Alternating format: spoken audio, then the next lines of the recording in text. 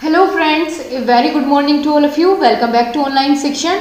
आई hope आप सभी बहुत अच्छे होंगे और बहुत अच्छे से अपनी प्रिपरेशन कर रहे होंगे। गाइस, सभी लोग आप टाइम से आया कीजिए, ठीक है? तो आपको फिर बर्डन फील नहीं होगा अगर आप हर एक क्लास को लाइव या फिर टाइम से लेने की कोशिश करेंगे। जो भी क्लास की टाइमिंग रहती है वो मैंने आपको टेलीग्राम ग्रुप में बता दिया है, पूरा शेड्यूल के किस टाइम आपकी कौन सी क्लास होती है। तो आप अपना उसी हिसाब से अपना टाइम लगा लिया कीजिए। और दोस्तों, आपका सेकेंड सेमेस्टर है और आपके ही ऊपर फर्स्ट सेमेस्टर की भी आपकी जिम्मेदारी है। उस चीज़ को लेके आप इतना ज़्यादा खुश मत होइए कि फर्स्ट सेमेस्टर में आप प्रमोट हो चुके हैं। आपको देखना ये होगा कि आपका फर्स्ट सेमेस्टर भी आपका डिपेंड करता है पूरा का पूरा सेकंड सेमेस्टर पर। अगर सेकंड सेमेस्टर में किसी भी सब्जेक्ट की आपकी बैक आ जाती है तो सीधा सीधा फर्क पड़ेगा आपके फर्स्ट सेमेस्टर पर। आपको दोनों ही शुरू से देने पड़ेंगे तो आप बहुत पिछड़ जाएंगे, ठीक है? तो सभी क्लासेस लीजिए, रेगुलर बने रहिए। और आज हम बात करेंगे जो आपका पेपर नंबर 2 होता है, प्रारंभिक शिक्षा के नवीन प्रयास। 50 नंबर का पेपर होता है और बहुत अच्छे अच्छे बढ़िया क्वेश्चन यहाँ से पूछ लिए जाते हैं जिनमें फंसने के चांसेस होते हैं। तो उन्हीं चीज़ों को देखते हुए कि एग्जामिनर एक तो क्वेश्चन कैसे पूछता है, क्या क्वेश्चन रिपीट होते हैं, ठीक है, उसी के ऊपर हमने आज की क्लास को रखा है। और आज जो है 2017 और 2019 में पूछे गए जितने भी लघु उत्तरीय प्रश्न हैं उनकी हम बात करेंगे, ठीक है? सभी क्वेश्चन पेपर में आए हुए आपके होंगे तो बहुत ध्यान से आपको सुनना है। पीडीएफ आपको टेलीग्राम ग्रुप में शाम तक प्रोवाइड कर दी जाएगी, उसकी चिंता आपको नहीं करनी है, ठीक? तो चलिए अब शुरू करते हैं। पहला क्वेश्चन देखते हैं। चलिए आ जाइए, शुरुआत करते हैं। क्वेश्चन नंबर यहाँ पर 131 से शुरुआत करेंगे। इससे पहले के आपके हो चुके हैं, अगर आपने क्लास नहीं ली है तो जरूर लीजिए। वर्ष 1997 में डीपीईपी द्वितीय के अंतर्गत उत्तर प्रदेश के कितने जिले चुने गए? दोस्तों, डीपीईपी की फुल फॉर्म आपको मैंने कल आपको बताई थी। देखते हैं कौन बता पाएगा। इसकी फुल फॉर्म आपको बतानी है। तो इसके अंतर्गत जो है उत्तर प्रदेश के कुल 22 जिले चुने गए, ठीक है? आपको याद रखना है 22 जिले उत्तर प्रदेश के इसके अंतर्गत चुने गए। अगला क्वेश्चन है, स्कूल रेडीनेस कार्यक्रम का क्या अर्थ है? ठीक है, स्कूल रेडीनेस कार्यक्रम का अर्थ होता है विद्यालय शिक्षा की तैयारी। विद्यालय शिक्षा की तैयारी को ही हम स्कूल रेडीनेस कार्यक्रम के नाम से जानते हैं। स्कूल और रेडी मतलब तैयार होना, तो विद्यालय शिक्षा की तैयारी कहते हैं। और इसका दूसरा नाम अगर आपसे पूछ लिया जाता है विद्यालयोन्मुख, ठीक है?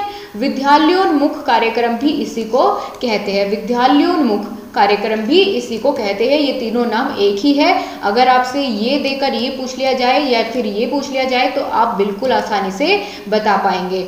अब चलिए, आपसे 2019 का पूछा गया क्वेश्चन यहाँ पर आ जाता है और इसी से रिलेटेड है जो हमने अभी बात की। पूछा गया है विद्यालयोन्मुखी कार्यक्रम का क्या तात्पर्य है?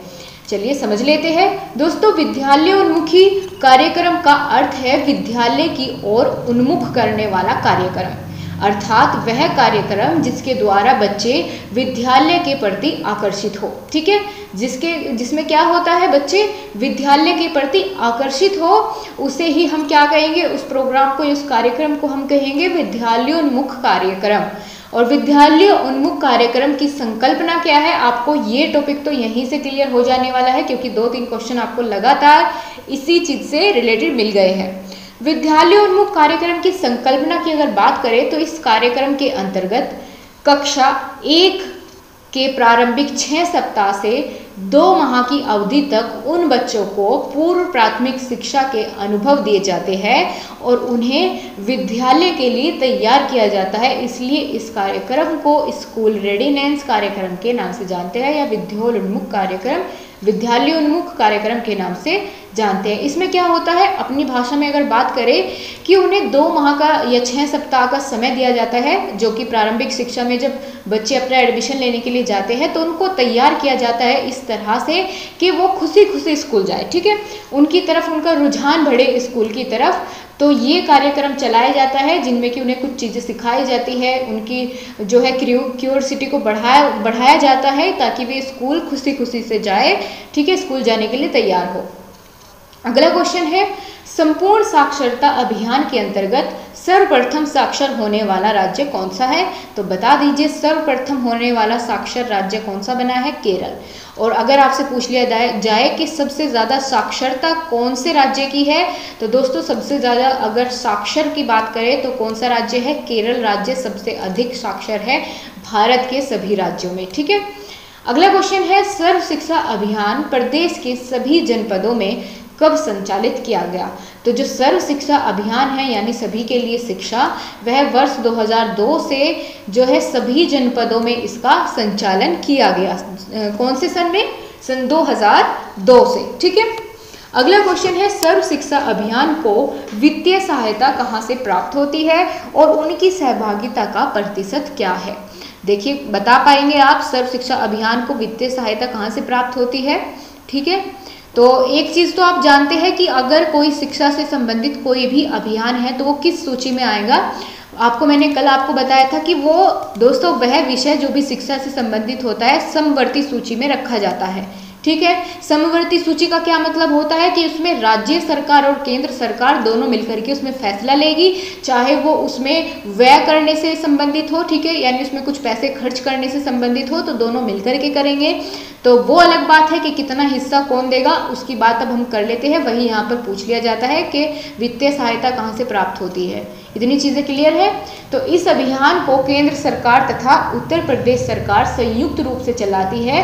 भारत सरकार जो है इसमें, जो केंद्र सरकार की अगर बात करें तो 65% हिस्सेदारी किसकी है? भारत सरकार की है। और राज्य सरकार 35% सहभागिता देती है। ठीक है, इस अभियान में होने वाली जितने भी चीज़ें होती है या वित्तीय सहायता होती है उसमें 65% किसकी भागीदारी? भारत सरकार की। और 35% जो बची हुई है वह राज्य सरकार की भागीदारी इसमें होती है। क्लियर हो गया आपको?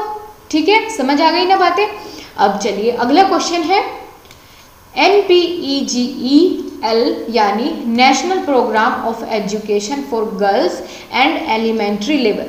आपको मैंने बताया था कि जहाँ भी फुल फॉर्म आती है आप उसको झट से नोट कर लिया करिए अपने नोटबुक में, क्योंकि आपसे फुल फॉर्म बहुत पूछ ली जाती है। तो आपको NPEGEL की फुल फॉर्म पता होनी चाहिए। क्या है? National programme of education for girls at elementary level. तो ये क्या है, यही पूछा गया है दोस्तों। इस कार्यक्रम के अंतर्गत क्या होता है कि बालिका शिक्षा की व्यवस्था को अधिक सुदृढ़ करने का प्रयास किया जाता है और उनकी उपस्थिति, ठहराव व प्राथमिक शिक्षा की पूर्णता सुनिश्चित कराई जाती है, यानी वह रेगुलरली उपस्थित रहे स्कूल में। ठीक है, इसकी जो है पूर्णता सुनिश्चित ये चीज़ें कराई जाती है।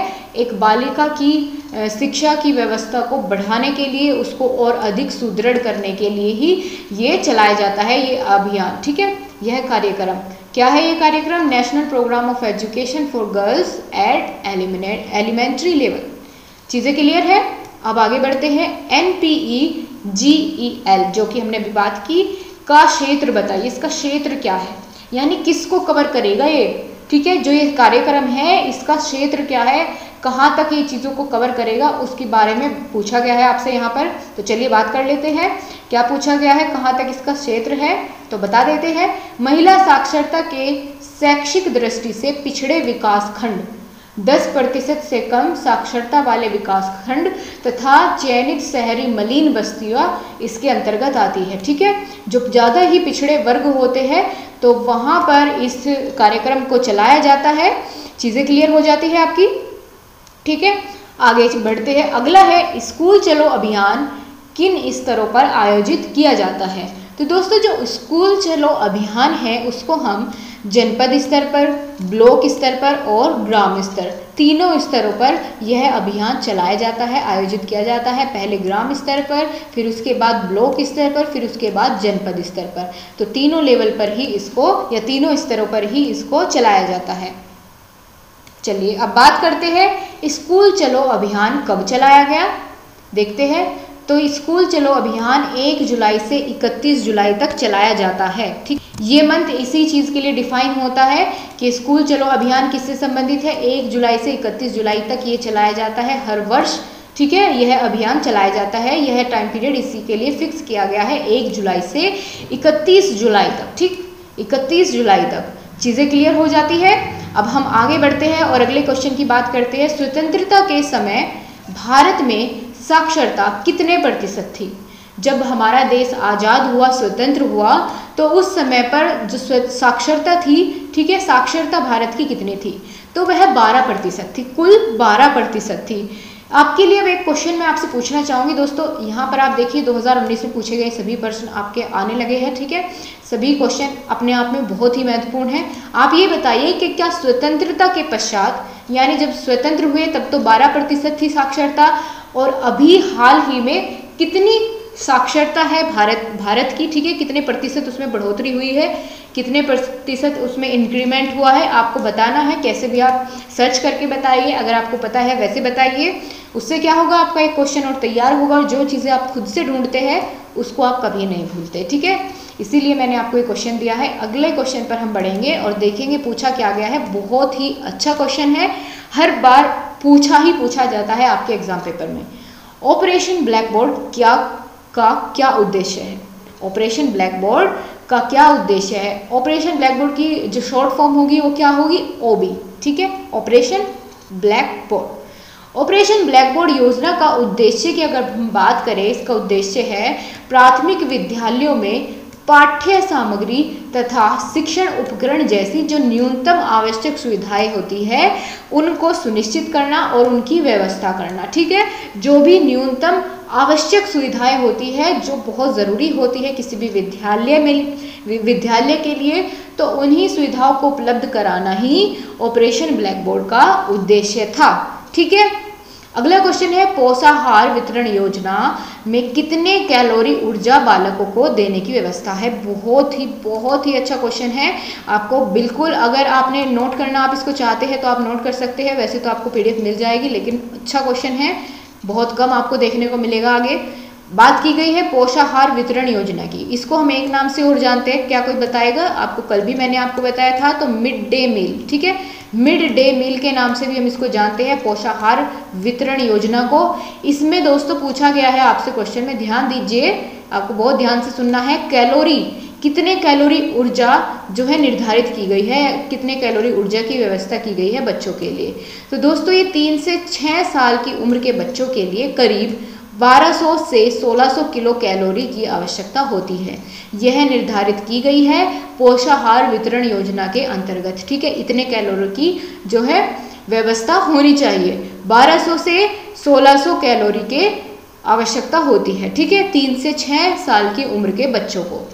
चीज़ें क्लियर है? 2019 में पूछा गया प्रश्न था, आपने कर लिया। अब चलिए हम आगे बढ़ते हैं, अगले कुछ क्वेश्चन देखेंगे। ये भी बहुत ही अच्छा क्वेश्चन आपका आगे आ जाता है। क्या क्वेश्चन है, चलिए बात करें। NCF 2005 का अस्तित्व किस रिपोर्ट के आधार पर आया? NCF 2005 का अस्तित्व किस रिपोर्ट के आधार पर आया? तो यह दोस्तों पाठ्य चर्चा का जो है 2005 की अगर हम बात, संवर्धन पाठ्य पुस्तक पर केंद्रित करना, ठीक है, संवर्धन पाठ्य पुस्तक पर केंद्रित करना। दोस्तों यहीं पर वैसे आपको यहाँ पर बताया तो गया है फुल फॉर्म, लेकिन अगर हम देखना चाहें कि NCF की फुल फॉर्म क्या होती है, तो नेशनल कैरिकुलम फ्रेमवर्क, ठीक है, यह होती है NCF की full form, national curriculum framework, ठीक है। यह 2005 में इसकी शुरुआत की गई, तो इसका अस्तित्व जो है पाठ्य चर्चा से संबंधित है। अगला क्वेश्चन यहीं पर आ जाता है जिसके बारे में हम अभी बात करेंगे। 146 आपका क्वेश्चन नंबर है। तो क्या क्वेश्चन है, शिक्षा के सार्वभौमिकीकरण से क्या आशय है? तो लोकतंत्र में जाति, धर्म, रंग, भेद या स्तर आदि का भेदभाव किए बिना सभी को अपने अस्तित्व का पूर्ण विकास करने के लिए समान शिक्षा के अवसर प्रदान किए जाने चाहिए। क्या पूछा गया है कि शिक्षा का जो सार्वभौमिकीकरण है उससे आप क्या समझते हैं? तो दोस्तों इससे समझना यही है कि भाई किसी के बीच में भेदभाव ना हो, सभी को समान अवसर दिया जाए शिक्षा के, उनमें ना तो जाति के ऊपर, ना धर्म, रंग, भेद स्तर पर कोई भी भेदभाव ना किया जाए, सभी को विकास करने के, आगे बढ़ने के, शिक्षा प्राप्त करने के समान अवसर दिया जाए। यही इसका पूरा आशय है। चीज़ें समझ में आती है तो हम आगे बढ़ जाते हैं। संपूर्ण साक्षरता अभियान का प्रेरक वाक्य क्या है? दोस्तों इसका प्रेरक वाक्य है सभी को शिक्षा देना, ठीक है, सभी को शिक्षा देना जो संपूर्ण साक्षरता अभियान है इसका प्रेरक वाक्य है, ठीक है, या मोटो कह सकते हैं आप। इसका मोटो यही है कि सभी को शिक्षा देना। अगले क्वेश्चन की तरफ हम बढ़ेंगे। डीपीईपी का प्रारंभ किस योजना के आधार पर किया गया? दोस्तों ये आपकी फुल फॉर्म मैंने अभी थोड़ी देर पहले आपसे पूछी थी, तो आप दे पाएंगे इसका जवाब? देखते हैं कौन दे पाएगा। डीपीईपी की फुल फॉर्म देखते हैं कौन सही जवाब इसका दे पाएगा। ओके, और आपको यहाँ पर पूछ लिया गया है कि किस योजना के आधार पर किया गया था इसका प्रारंभ। तो योजना की तब तक हम बात कर लेते हैं जब तक कि आप इसका आंसर नोट डाउन करेंगे। तो प्राथमिक शिक्षा का विस्तार और विद्यालय में बच्चे का ठहराव, इस आधार पर जो है इस योजना की शुरुआत की गई थी। अब डीपीई की फुल फॉर्म क्या होती है? तो डिस्ट्रिक्ट प्राइमरी एजुकेशन प्रोग्राम। ठीक है, डी से district primary education programme. Clear है? लिख पाएंगे आप? अभी नोट डाउन कर लीजिए, अगर कल आपने क्लास नहीं ली थी और अभी आपको ये पता चला है तो आप नोट डाउन कर सकते हैं। अगला क्वेश्चन है, राष्ट्रीय पाठ्यसूची 2005 में शिक्षक के क्या दृष्टिकोण है? तो शिक्षक के क्या दृष्टिकोण है? जो राष्ट्रीय पाठ्यसूची शिक्षक के क्या दृष्टिकोण है 2005 के अनुसार? तो निर्देशों के स्थान पर अवलोकन, अनुभव, प्रयोग आदि विविध गतिविधियों के माध्यम से ज्ञान सर्जन करने के अवसर उपलब्ध कराने की दक्षता। ठीक है, यही है इसका पूरा दृष्टिकोण अगर हम बात कर लेते हैं शिक्षक के दृष्टिकोण की। ठीक है, अगला क्वेश्चन है, बहुत ही बेहतरीन सा क्वेश्चन आपको यहाँ देखने को मिलेगा 2019 का, कि भारत में निःशुल्क एवं अनिवार्य शिक्षा की उन्नति में मुख्य कठिनाई क्या है? तो बता देते हैं चलिए।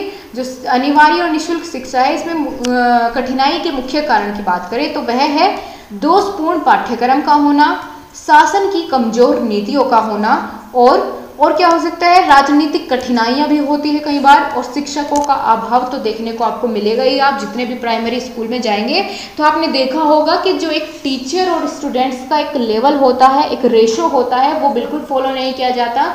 ठीक है, इतने सारे बच्चे और 3-4 मुश्किल से आपके अध्यापक आपको देखने को मिलेंगे। प्राइमरी जो गवर्नमेंट स्कूल होते हैं वहाँ पर इस तरह की हालत मिलती है देखने के लिए। तो यही सभी चीज़ें हैं जो कि शिक्षा की उन्नति में जो है कठिनाई बन जाती है, बाधक बन जाती है।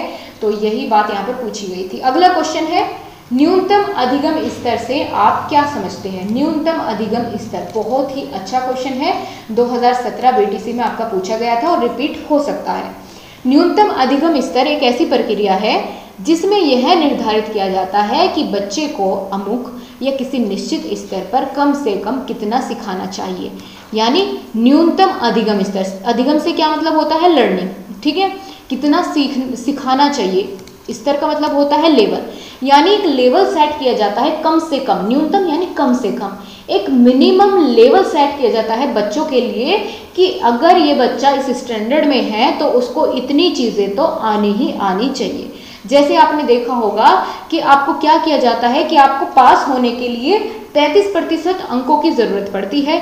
तो वह क्या है कि 33% चीज़ें आपको आनी चाहिए, यानी वो आपके लिए एक न्यूनतम अधिगम का स्तर सेट कर दिया गया है। अब चलिए उदाहरण के थ्रू आप समझ जाएंगे बहुत अच्छे से। क्या है कि जैसे एक लड़का है नमन, कक्षा 8 का वह छात्र है और उसके लिए बोर्ड द्वारा यह निश्चित किया गया कि कम से कम 33% अंक प्राप्त करने वाला बच्चा जो है 8वीं कक्षा में उत्तीर्ण हो जाएगा। तो उस बालक के द्वारा सत्र में मेहनत करके 8वीं के स्तर को पास करने के लिए 33% अंक प्राप्त करना अनिवार्य होगा। ठीक है, यह अंक प्राप्त करना अनिवार्य होगा, नहीं तो फेल हो जाएगा। तो यही जो हमने एक सेट किया लेवल कि 33% अंक होने चाहिए पास होने के लिए, तो यही होता है न्यूनतम अधिगम स्तर। अब क्लियर है? थम्स अप करिए जल्दी से अगर आपको अब क्लियर है ये चीजें। ठीक है, आगे बढ़ते हैं। अगला क्वेश्चन है, महिला समाख्या कार्यक्रम क्या है? महिला समाख्या कार्यक्रम क्या है? तो यह योजना 1989 में ग्रामीण क्षेत्र में सामाजिक आर्थिक रूप से पिछड़े समूह की जो महिलाएं होती है उनके सशक्तिकरण के लिए सरकार द्वारा चलाई गई यह योजना का एक नाम है महिला समाख्या। आपको नाम से क्लियर है, महिला से संबंधित ही होगी। ठीक है, और यह 1989 में ग्रामीण क्षेत्रों में शुरू की गई थी। जो पिछड़ी वर्ग की महिलाएं होती है उनके सशक्तिकरण के लिए इस योजना की शुरुआत की गई। अगला क्वेश्चन है डीपीईपी, जिसके बारे में मैंने आपको अभी बताया था। उसकी हिंदी में फुल फॉर्म ये रही आपके सामने, इंग्लिश में मैं आपको बता चुकी थी। इंग्लिश में क्या थी? डिस्ट्रिक्ट प्राइमरी एजुकेशन प्रोग्राम, और हिंदी में जिला प्राथमिक शिक्षा कार्यक्रम। के 2 आधार बताइए। वही दोस्तों जो पिछला क्वेश्चन आपने देखा ना 2019 का रिपीटेड क्वेश्चन, वही है। आप देख लीजिए, अभी आप चाहे तो वीडियो को बैक करिए और देखिए सेम क्वेश्चन है, बस पूछने का तरीका चेंज हो गया है। ठीक है, तो क्या आधार हमने बात किए थे कि प्राथमिक शिक्षा का विस्तार करना और विद्यालय में छात्रों के ठहराव को बढ़ाना, यही इसके हमने तब बात की। तो आपने देख लिया 2017 और 2019 में रिपीटेड क्वेश्चन है, तो यानी बहुत ही अच्छा क्वेश्चन है। अगला क्वेश्चन है प्रारंभ में बेसिक शिक्षा परियोजना BEP के अंतर्गत किन जनपदों को रखा गया और कितने जनपदों को रखा गया। तो जो बेसिक शिक्षा परियोजना है उसके अंतर्गत 10 जनपदों को रखा गया। कौन कौन से? इलाहाबाद, इटावा, बांदा, सीतापुर, सहारनपुर, पौड़ी, वाराणसी, गोरखपुर, नैनीताल, अलीगढ़। ठीक है, इन 10 के 10 जो जनपद है इनको इनमें शामिल किया गया था इस योजना के अंतर्गत। अगला क्वेश्चन है अभिनव बालिका शिक्षा परियोजना के 2 उद्देश्य बताइए। तो चलिए बता देते हैं। नामांकन में वृद्धि करना, अभिनव बालिका शिक्षा परियोजना की यहाँ पर बात की गई है। अभिनव बालिका शिक्षा परियोजना का 2 उद्देश्य बताने हैं। तो नामांकन में वृद्धि करना, बालिकाओं को आर्थिक सबलता प्रदान करना, यही उद्देश्य है अभिनव बालक शिक्षा परियोजना के। 2017 में पूछे गए प्रश्न आपके सभी चल रहे हैं। आगे क्वेश्चन आता है राज्य शैक्षिक अनुसंधान एवं प्रशिक्षण परिषद में किन्हीं 2 कार्यों को बताइए। राज्य शैक्षिक अनुसंधान एवं प्रशिक्षण परिषद की बात की गई है। तो यहाँ पर कोई 2 कार्य क्या है? प्राथमिक स्तरीय शिक्षकों के लिए सेवा पूर्व एवं सेवारत प्रशिक्षण कार्यक्रम का आयोजन करना, यानी STERT की बात यहाँ पर हो रही है। तो आपको समझना होगा प्राथमिक स्तरीय शिक्षकों के लिए सेवापूर्ण एवं सेवारत प्रशिक्षण कार्यक्रम का आयोजन करना और शोध सर्वेक्षण एवं नवाचार कार्यक्रमों का संचालन करना। अगला क्वेश्चन है राष्ट्रीय शिक्षक शिक्षा परिषद यानी NCTE की स्थापना कब हुई? तो 17 अगस्त 1995 को। ठीक है, कब हुई इसकी स्थापना? 17 अगस्त 1995। फुल फॉर्म आपको मिल गई है, फटाफट से नोट डाउन कर लीजिए। फुल फॉर्म देखते ही अपनी नोटबुक बनाइए, उसमें एक पेज बना लीजिए जिस पर आप सभी जो है फुल फॉर्म नोट करेंगे। अगले क्वेश्चन पर चलते हैं। जिला शिक्षा एवं प्रशिक्षण संस्थान की स्थापना किस शिक्षा आयोग की संस्तुतियों पर हुई थी? दोस्तों, राष्ट्रीय शिक्षा नीति जो थी 1986 में आई थी आपकी, तो इसी के द्वारा निर्धारित रणनीति के अंतर्गत अक्टूबर माह में 1987 को जाकर के यानी अगले ही वर्ष प्रत्येक जिले में जिला स्तर पर जिला शिक्षा एवं प्रशिक्षण संस्थानों की स्थापना का प्रारंभ हुआ, जिनको आप आज डाइट के नाम से जानते हैं। ठीक है, कब हुआ इनका आरंभ? 1987 में ये फैसला लिया गया, रणनीति बनाई गई कि हर एक जिले में एक डाइट कॉलेज होगा आपका, और किसके अंतर्गत? राष्ट्रीय शिक्षा नीति 1986। क्लियर हो गई चीजें। अब चलिए अब अपने जो है आज के क्लास को खत्म होने की तरफ है। हम कुछ ही क्वेश्चन आपके बच जाते हैं, सभी क्वेश्चन महत्वपूर्ण हैं, तो लास्ट तक अटेंड करिएगा। अगला क्वेश्चन है ब्रिज कोर्स से आप क्या समझते हैं? ब्रिज कोर्स, ब्रिज को दोस्तों हम क्या कहते हैं? पुल कहते हैं। ठीक है, पुल कहते हैं ना ब्रिज को हिंदी में। तो अब इसी से संबंधित है, पुल से ही संबंधित है, आप समझ के चलिए, अभी आपको समझ आ जाएगा क्या बात है। यह एक ऐसा कोर्स है जो शिक्षा से वंचित या ड्रॉप आउट बच्चों को अथवा ऐसे बच्चों को जो किसी कारण शिक्षा से जुड़ नहीं पाए, उन्हें शिक्षा से जोड़ने के लिए ब्रिज कोर्स कराया जाए। ठीक है, यानी आपने देखा होगा कि कुछ बच्चे ऐसे होते हैं जो किसी भी कारणवश उन्हें बीच में अपनी पढ़ाई छोड़नी पड़ती है, चाहे कोई हेल्थ इशू हो जाता है या कुछ आप कह सकते हैं कि इकोनॉमिक उनकी फैमिली इशू हो जाते हैं, कुछ भी ऐसा इशू हो जाता है कि उसको अपनी पढ़ाई बीच में छोड़नी पड़ती है। और जब एक लंबे समय के या अंतराल के बाद जब वो फिर से शिक्षा के क्षेत्र में वापस आता है, तो उसे शिक्षा से जोड़ने के लिए, उसको आसान बनाने के लिए इस कोर्स का आरंभ किया गया, जिसको नाम दिया गया ब्रिज कोर्स। ठीक है, ब्रिज क्या काम करता है? जोड़ने का काम करता है। तो अब आपको क्लियर हो गई ये चीजें। ठीक है, अगला क्वेश्चन है स्कूल रेडीनेस कार्यक्रम की विशेषताएं बताइए। देखिए, आपको 2019 में भी रिपीट हुआ था। तो यह कार्यक्रम उन लोगों के लिए है जो कक्षा 1 में सीधे प्रवेश करते हैं। क्या होता है स्कूल रेडीनेस कार्यक्रम में? उनको मोटिवेट किया जाता है, ठीक है, उनको लुभाया जाता है स्कूल में एडमिशन लेने के लिए। अगला क्वेश्चन है ऑपरेशन ब्लैक बोर्ड योजना को लागू किए जाने का आशय या उद्देश्य क्या है? बहुत ही बेहतरीन क्वेश्चन आपको मिल जाएगा, और ऑपरेशन ब्लैक बोर्ड आपका यही पूरा आप समझ लीजिए कि ऑपरेशन ब्लैक बोर्ड के बारे में आपको पूरा चिट्ठा आपको यहाँ पर मिल जाएगा कि क्या होता है। देखते हैं, चलिए। ऑपरेशन ब्लैक बोर्ड योजना के संचालन का उद्देश्य है प्राथमिक स्कूलों में जो पाठ्य सामग्री तथा शिक्षण उपकरण जैसी जो न्यूनतम आवश्यक सुविधाओं की व्यवस्था को सुनिश्चित करना ही इसका उद्देश्य होता है। और प्रत्येक विद्यालय में ऑपरेशन ब्लैक बोर्ड के अंतर्गत न्यूनतम निम्नवत सुविधाएं प्रदान की जाती है। जैसे क्या क्या सुविधाएं हो सकती है? 2 बड़े पक्के कमरे जिनमें सामने बरामदा हो। ठीक है, यह जरूरी है कि 2 बड़े पक्के कमरे तो जरूर हो और सामने एक बरामदा भी हो। तो यह कम से कम की बात की गई है दोस्तों। और कम से कम 2 अध्यापकों की नियुक्ति जिनमें यथासंभव एक महिला होगी, यानी 2 अध्यापक जरूर होंगे जिनमें एक महिला का होना आवश्यक है। और खिलौने, चांपट, नक्शे, पुस्तकालय के लिए पुस्तकों तथा शिक्षण अधिगम सामग्री का उपलब्ध होना भी इनके द्वारा उद्देश्य होता है। इन सुविधाओं को उपलब्ध कराना ही इनका उद्देश्य होता है ऑपरेशन ब्लैक बोर्ड योजना का। ठीक है, अब चलिए अपना आज का लास्ट क्वेश्चन देखते हैं। क्वेश्चन क्या है कि शिक्षा में अपव्यय और अवरोधन से आप क्या समझते हैं? बहुत अच्छा क्वेश्चन है और बहुत ही बढ़िया सा आपको इसका आंसर भी यहाँ पर मिल जाएगा। ठीक है, और आपका बिल्कुल चांसेस है, आप कह लीजिए कि 90% चांसेस है आपके एग्जाम में यहाँ से क्वेश्चन आने की। तो वह क्या है? अपव्यय समझते हैं पहले तो, अपव्यय क्या होता है, फिर उसके बाद बात करेंगे हम अवरोधन की। ठीक, अपव्यय का तात्पर्य या अपव्यय का तात्पर्य प्राथमिक शिक्षा पूरी किए बिना ही उसे किसी स्तर पर छोड़ देना है।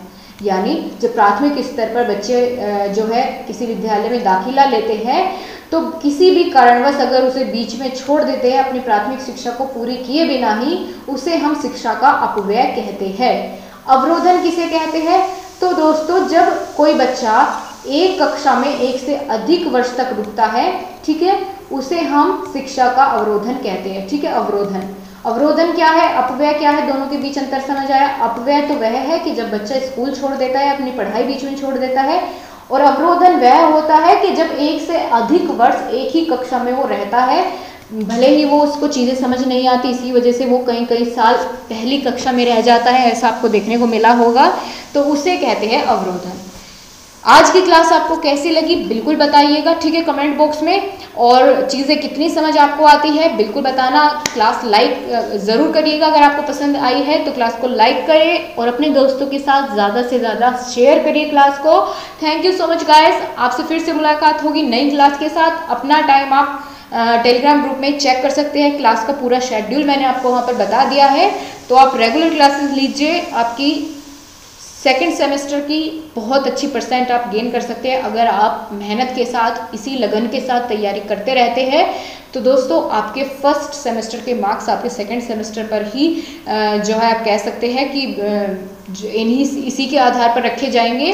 तो आपको बहुत मेहनत के साथ अपनी तैयारी करनी होगी। इस समय प्रेशर बहुत है, जानती हूँ मैं, लेकिन समय आपको बहुत अच्छा मिल गया है तैयारी करने का, और मटेरियल तो आपको मैं दे ही रही हूँ बेहतरीन तरीके से। तो आपको PDF मिल जाएगी टेलीग्राम ग्रुप में। So thank you so much guys, अपनी क्लास को आज की यहीं ख़त्म करते हैं और अगली क्लास में ज़रूर आइएगा टाइम से। Okay, bye bye, take care.